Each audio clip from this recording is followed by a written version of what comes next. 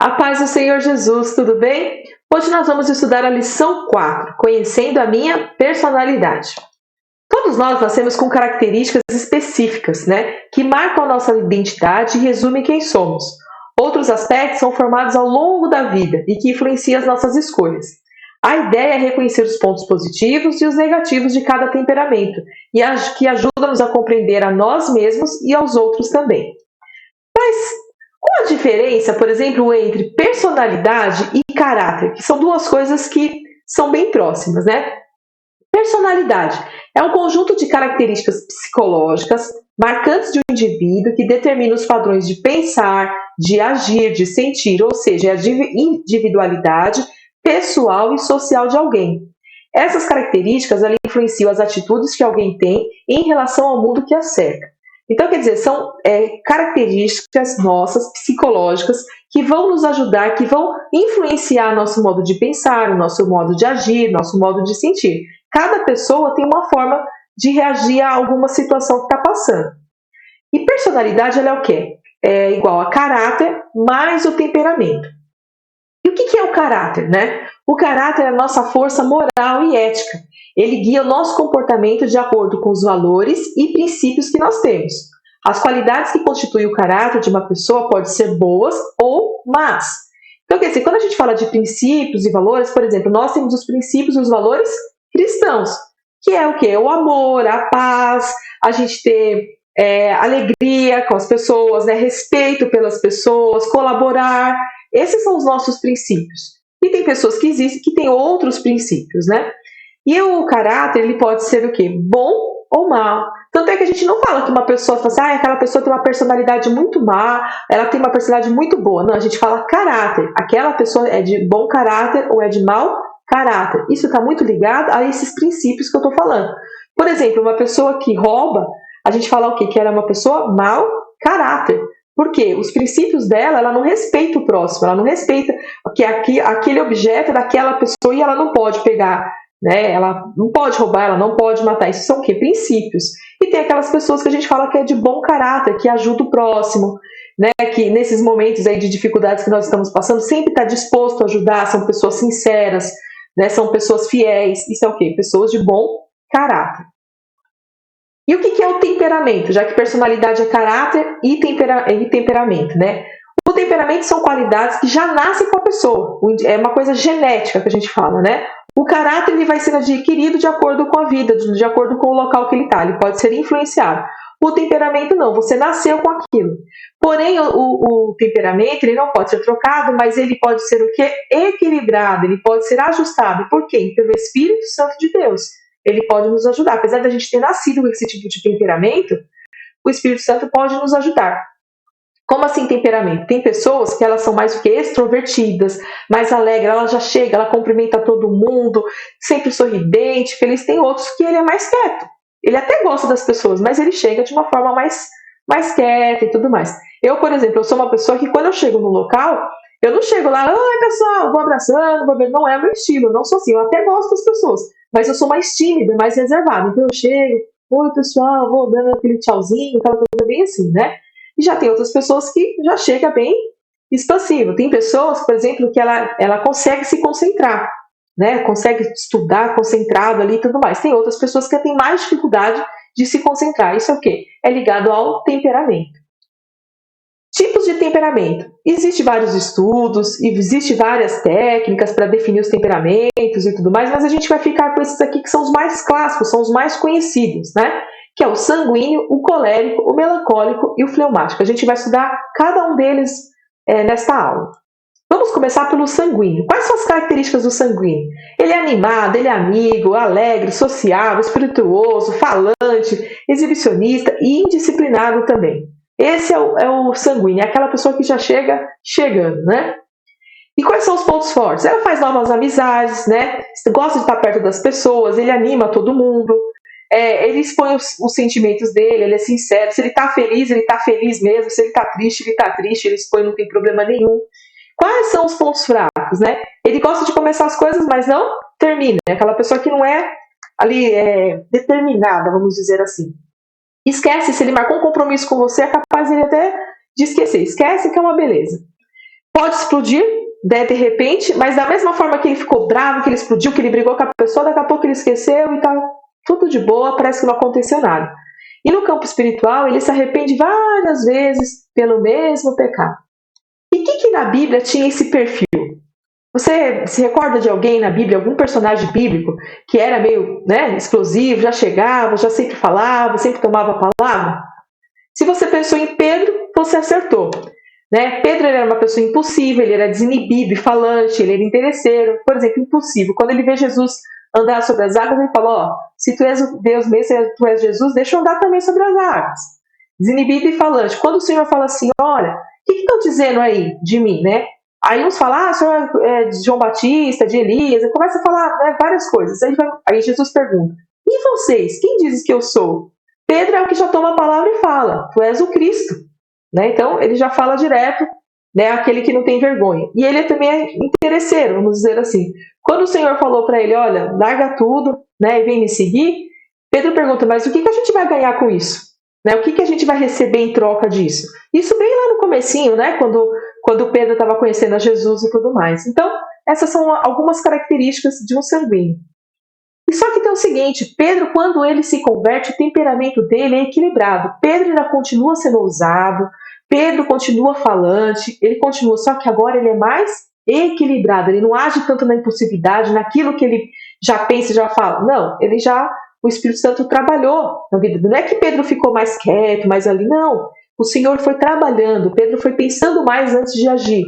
Por exemplo, tem a passagem aqui, que quando eles são batizados com o Espírito Santo, que o pessoal começa a falar que eles estavam bêbados, se fosse o Pedro antes da conversão, Pedro fala assim, quem está bêbado aqui já ia pegar a espada já dá em todo mundo. Mas Pedro não, Pedro levanta e começa a pregar, ele fala, olha, nós não estamos bêbados, né? Quem agiu na nossa vida é o Espírito Santo, começa a falar de Jesus e muitas almas se convertem ao Senhor. Outra coisa foi a ousadia de Pedro. Pedro estava com João passando ali no templo de Formosa e tinha um coxo. Ele pegou, aí o coxo pegou e pediu dinheiro para ele. Talvez em outra época ele falou assim, que dinheiro, você não está vendo que eu sou pobre igual você? Ele poderia até falar, talvez, né? Falaria dessa forma. Mas agora não. Pedro ele foi convertido, ele falou, olha, eu não tenho ouro e não tenho prata, mas aquilo que eu tenho eu te dou. Levanta e anda em nome de Jesus. Então uma ousadia. Pedro continua sendo ousado. E também uma outra passagem aqui, é que quando esse coxo foi curado e tudo mais, Pedro, se você lembrar, ele negou a Jesus, lembra? Ele negou a Jesus 3 vezes. Mas nesse momento que eles começam a questionar Pedro, como que ele tinha curado, como que tinha acontecido aquilo, ele começa a falar do quê? Do nome de Jesus, ele começa a confessar Jesus. Então a gente percebe o que aqui? Uma transformação na vida de Pedro.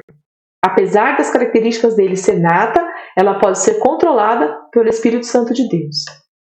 Colérico, né? É um líder natural, é aquelas pessoas que já têm uma liderança, ele é independente, é decidido, esforçado, persuasivo, que é aquela pessoa que consegue convencer, que consegue, na conversa, consegue levar as outras pessoas, é uma pessoa crítica, impaciente e orgulhoso. Quem que era assim, né? Daqui a pouco a gente vê. Pontos fortes: autodisciplinado e autodeterminado, muito confiante, muito ousado, firme no propósito, ele começa uma tarefa e ele quer terminar aquela tarefa, é diferente do sanguíneo, que começa e nunca termina, né? Ele é insensível com as outras pessoas, insensível, ele fala assim, olha, para de frescura, para de chorar, vamos logo, vamos fazer. Ele não se preocupa tanto com o sentimento das outras pessoas, não é que é 100% assim, né? Mas ele tem esse problema. Autossuficiências, ele é auto-independente, ele não precisa de ninguém, ele acha isso, né? Mas todos nós dependemos uns dos outros. Acha que seus planos são sempre melhores do que os outros. E normalmente essas pessoas entristecem o Espírito Santo porque acaba guardando amargura, rancor, ira. E aqui eu esqueci de falar uma coisa para vocês, que esses temperamentos a gente não tem 100% um ou outro. Vamos supor, tem pessoas que... existe alguém que é 100% colérico, 100% sanguíneo? Não.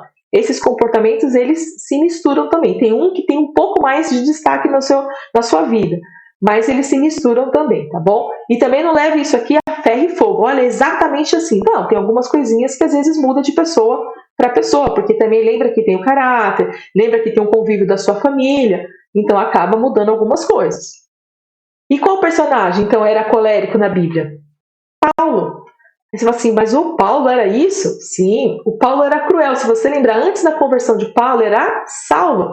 E ele estava ali naquela busca, né, de pegar todos que serviam ao Senhor Jesus, os discípulos, né? Como Saulo ali, ele foi terrível. Força de vontade. Paulo, quando você lê a palavra, você vê várias vezes Paulo ali trabalhando, Paulo se esforçando, querendo fazer o melhor, lutando, né, pela coroa da justiça. Ele é bem determinado, tem uma força de vontade. Intolerante e inflexível. Às vezes Paulo, ele não tolerava algumas coisas, às vezes ele era inflexível. 100%? Lógico que não. Mas tem uma passagem aí na Bíblia que fala que ele e Barnabé acabaram brigando. Por quê? Barnabé falava assim, olha, leva João Marcos com você para essa viagem. E Paulo falou, não, porque daquela outra vez ele não me esqueceu, não sei o quê, começa a falar um monte de coisa e leva uma outra pessoa, vai com Silas. Mas lá na frente, Paulo se arrepende e tudo mais e chama João Marcos para estar com ele. Então assim, mas são algumas características. E depois da conversão de Paulo, como é que ficou aquela crueldade que ele tinha no coração? Se transformou o quê? Em amor. Né? Ele era ainda persistente, determinado, mas agora ele via as pessoas, via de outra forma, via com amor. Né?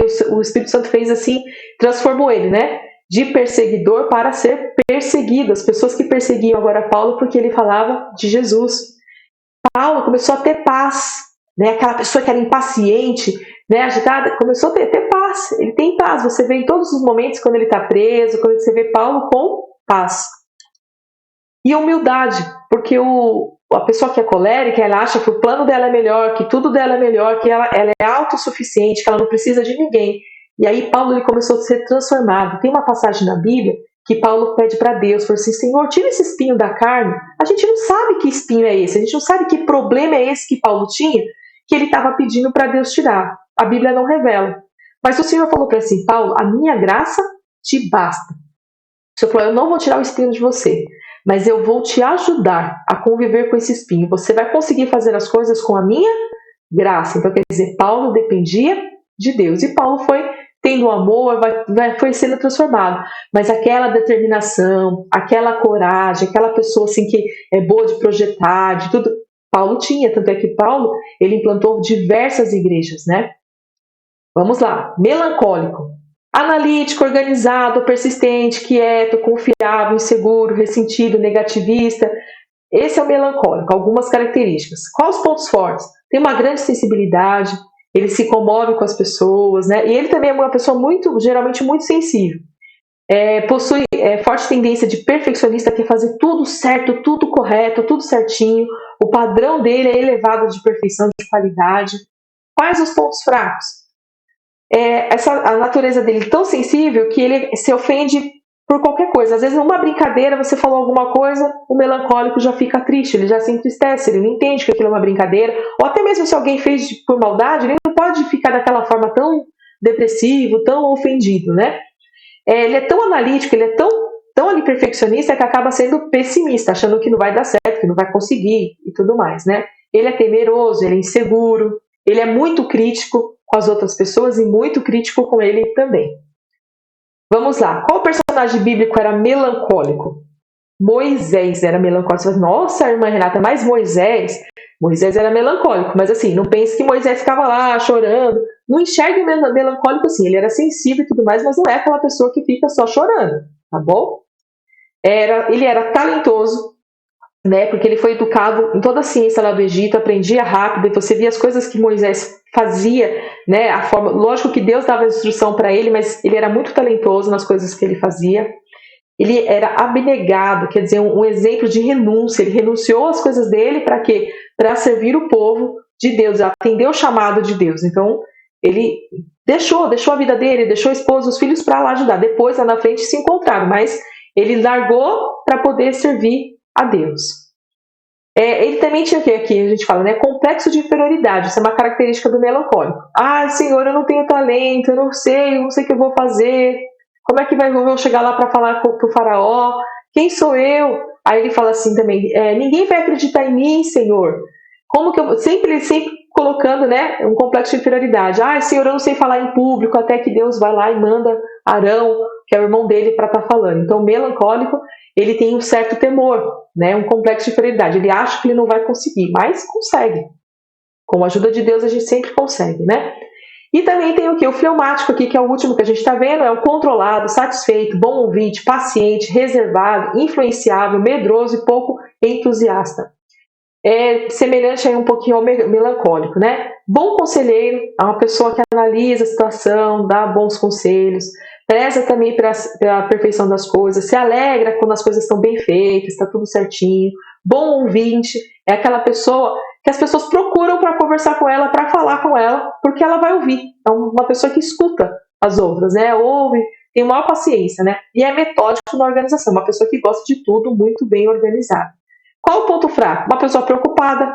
Autoprotetor, o que é o autoprotetor? Ele se protege, né? Às vezes deixa de fazer alguma coisa porque fica com medo de se magoar ou de perder alguma coisa, então ele se autoprotege. É indeciso. Ai, será que eu faço isso? Será que eu faço aquilo? Será que eu vou? Será que eu não vou? É uma pessoa assim e, por conta disso, dá o temor também. E quem era o personagem fleumático na Bíblia, né? Abraão. Abraão era muito cauteloso quando ele recebeu o chamado de Deus para sair do meio da parentela e ir para a cidade. Você vai observando no decorrer que ele não saiu logo ali, ele ouviu a voz do Senhor, mas ele já não saiu direto para Canaã, né? Ele já foi com a família dele, parou lá em Harã e tudo mais, depois foi e ainda foi com o sobrinho. E Deus falou para ele o quê? Que era para ele ir só. Ele era pacífico, né? Quando começou a dar problema com Ló, né? Com os servos de Ló e os servos de Abraão, o que Abraão falou assim? Ló, você escolhe o caminho que você vai seguir. Se você for para a direita, eu vou para a esquerda. Se você for para a esquerda, eu vou para a direita. E Ló acabou escolhendo as campinas lá. E temeroso, né? Ele tinha temor, por exemplo, do faraó. Quando ele desceu para o Egito, ele ficou com medo, porque a Sara era muito bonita. E aí ele falou assim, se eu falar que ela é minha esposa, eles vão me matar porque o faraó vai ficar com a esposa, né? Vai ficar com Sara. Então ele falou que era o quê?